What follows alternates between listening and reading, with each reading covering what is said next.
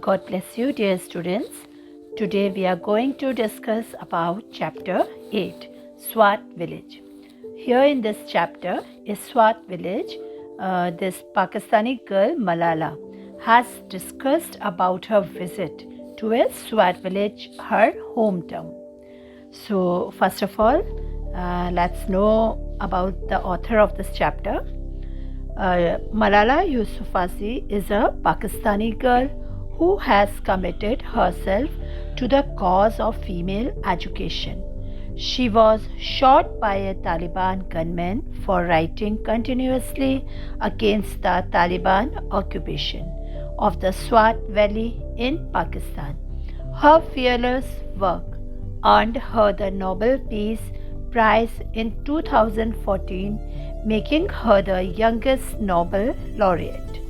She was recently appointed as the Messenger of Peace by the United Nations and declared an honorary citizen of Canada. So now let's begin the chapter. Here I am going to read the paragraphs and accordingly I will also explain the paragraphs of this chapter. So the first one, we always went to the village for the holidays.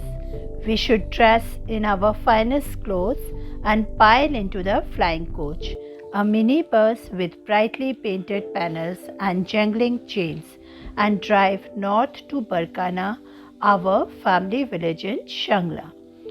So, here the author says that during holidays, they often visits to their hometown, and she tells that when they used to go to the village, then they dress themselves and get into a vehicle in large numbers, and this vehicle is a minibus with brightly painted panels and jangling chains, and drive north to Barkana.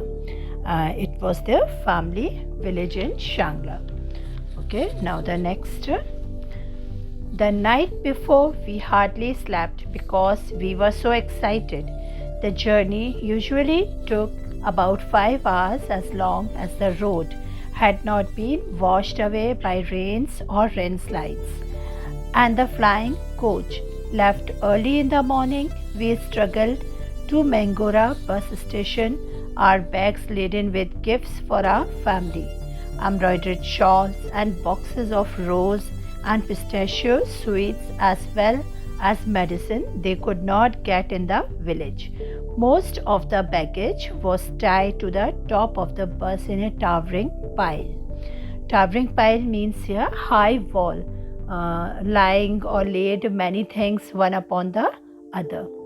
Then we crammed in fighting over the window seats, even though the panes were so encrusted. So, with dirt, it was hard to see out of them. Crammed means very full of people or some things, and the word encrusted means covered. The sides of Swat buses are painted with scenes of bright pink and yellow flowers, neon orange tigers, and snowy mountains. So now let's see about it. The previous night of that day, just when they were leaving for the village, they all hardly slept, as they were very excited for the journey. So at that time, there were no rains or landslides, so their vehicle just left early in the morning.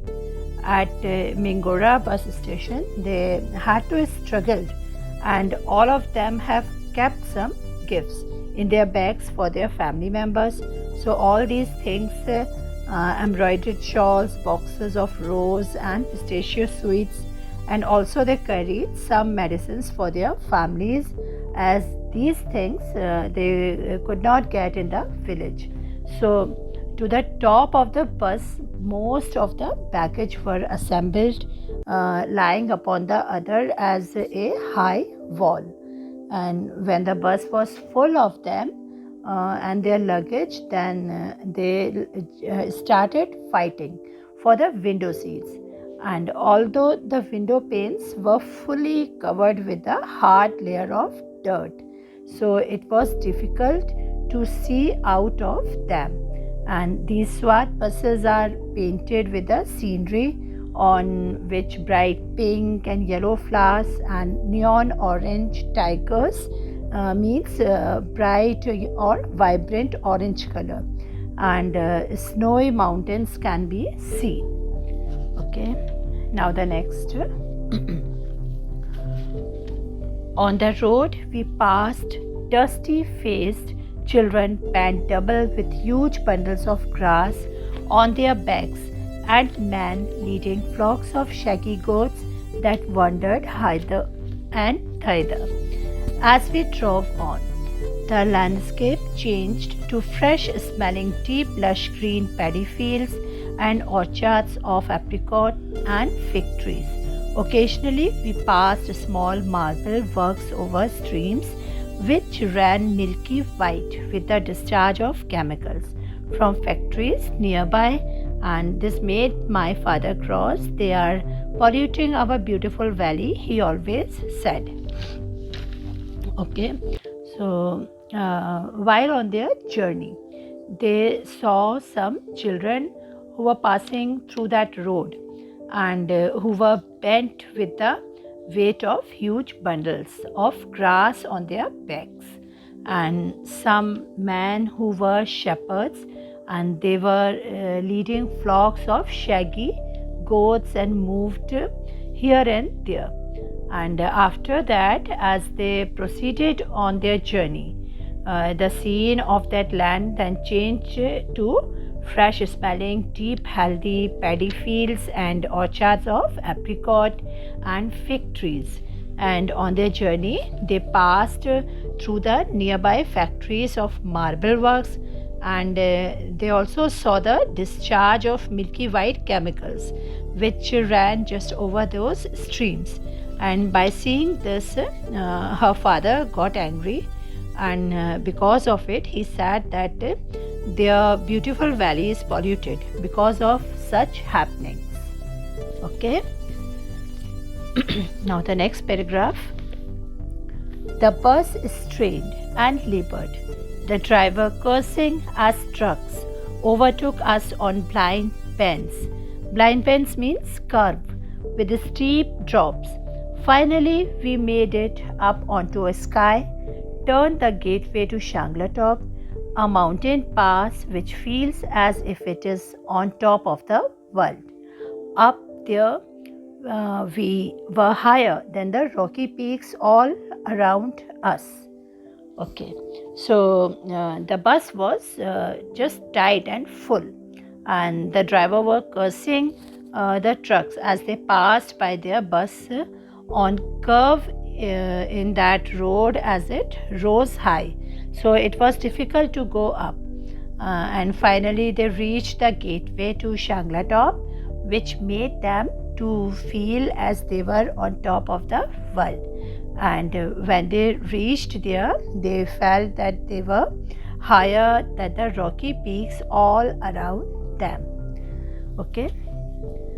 Now, in the far distance, we could see the snows of Malam Jaba, our ski resort.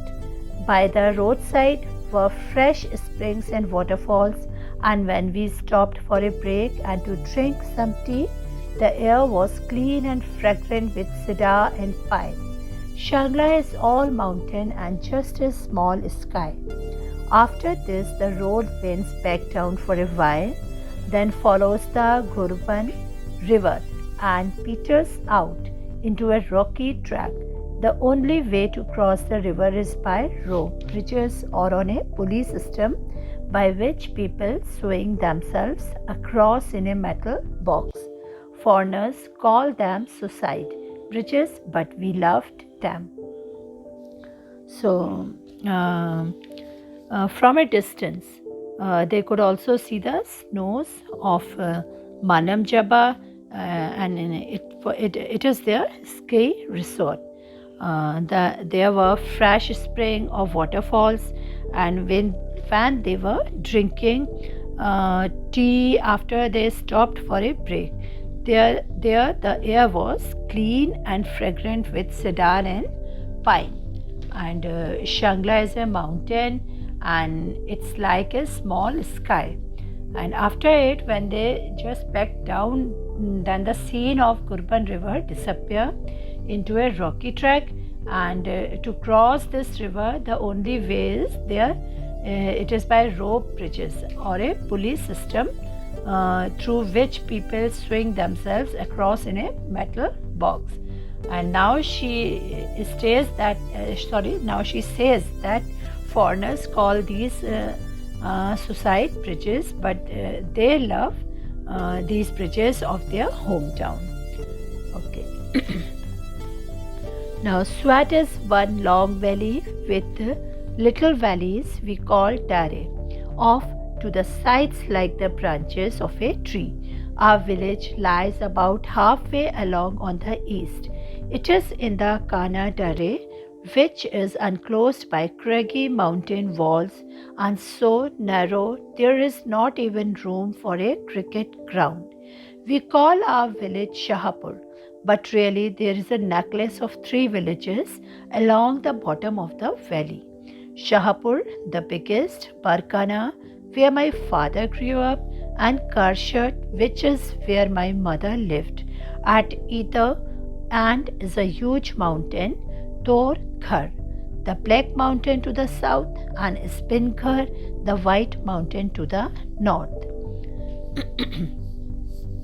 So, Swat, it is a single long valley along with other little 3 valleys, and they call it Dere off, as its sides look like the branches of a tree. And their village is halfway along on the east, and it is in the Kana Dere, and which is enclosed by rough and uneven mountain walls and too narrow that there is not even a place for a cricket ground. And she says that they call their village Shahapur, and along the bottom of the valley it seems like a necklace of 3 villages. And the biggest one is Shahapur, Barkana, where her father grew up, and Karshat, where her mother lived. And at its end there is a huge mountain. The black mountain to the south is Torghar, and the white mountain to the north is Spinghar. Okay. Now let's see the next paragraph. In the morning, the sun reflected off the top of Torghar. If we got up and looked left, we would see the golden peak of Spinghar lighting with the first rays of the sun like a lady wearing a chumar tikka, a gold chain on her forehead. Okay, so when it is morning time, then the sun gives back its light on the top of Torghar. And she said that if they got up at that time and looked at their left, so they would see the golden peak of Spinghar, which is just lightning with the first rays of the sun, and it seems that a lady she is wearing a jhumar tikka. It means a gold chain on her forehead. Now the next, down on the river at the Karshat end was a shed. Shed means a type of small building with a wooden water wheel providing power to turn huge millstones to grind wheat and maize into flour. Next to that was a smaller shed containing a panel with a confusion of wires sprouting from it. The village received no electricity from the government, so many villagers got their power from these makeshift hydroelectric projects. Okay, so here she tells that down on the river where the village Karshat ends, and so there was a small building with a wooden water wheel which provided power through which the huge millstones turned to grind wheat and maize into flour.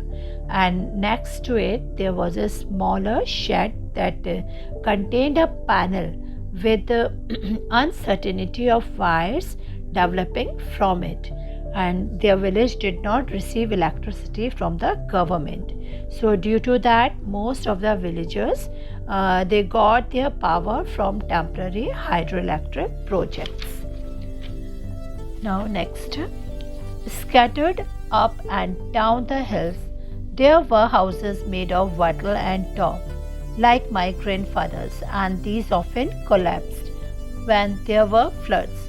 There was no hospital, only Shahpur had a clinic, and if anyone fell ill in the other villages, they had to be carried there by their relatives on a wooden frame, jokingly called the Shangla ambulance. If it was anything serious, they would have to make the long bus journey to Mingora unless they were lucky enough to know someone with a car. So she says that in the village there were uh, houses made of wattle and top, and were spreaded up and down the hill, and as the house of her grandfather. And such type of houses often collapsed when there were floods. And then she tells that in their village there was no hospital, and only a clinic was there in Shahpur. So in the other villages, if anyone fell ill, they had to be carried there by their relatives on one type of wooden frame, and in fun or jokingly they just called it the Shangla ambulance. And if anything serious, then only they would have to do the long bus journey to Mingora, except they were lucky enough if to know someone with a car. Now the last paragraph. As the day went on and the sun climbed higher in the sky, more and more of the white mountain would be bathed in golden sun. Then, as evening came, it fell in shadow as the sun moved up the black mountain. You could see the white mountain from everywhere, and my father told me that when he was small, he used to think that this small valley was the entire world. It was a symbol of peace for our land, a white flag at the end of our valley. So, as the day passed, the sun rose higher in the sky, and more, those white mountains seems that it would be bathed in golden rays of sun. And as evening came, it seems like a shadow that it moved up the black mountain. And she explained that the white mountains can be seen from everywhere. And also she said that her father told about his childhood, that on those days he thought that the whole world was only the one, and that was a small valley. So this Swat Valley was a symbol of peace for their motherland, and at the end of the valley it seems a white flag. So here this chapter is completed. So as usual, you have to go through the description box to get the question answers of this chapter. So it's all the best.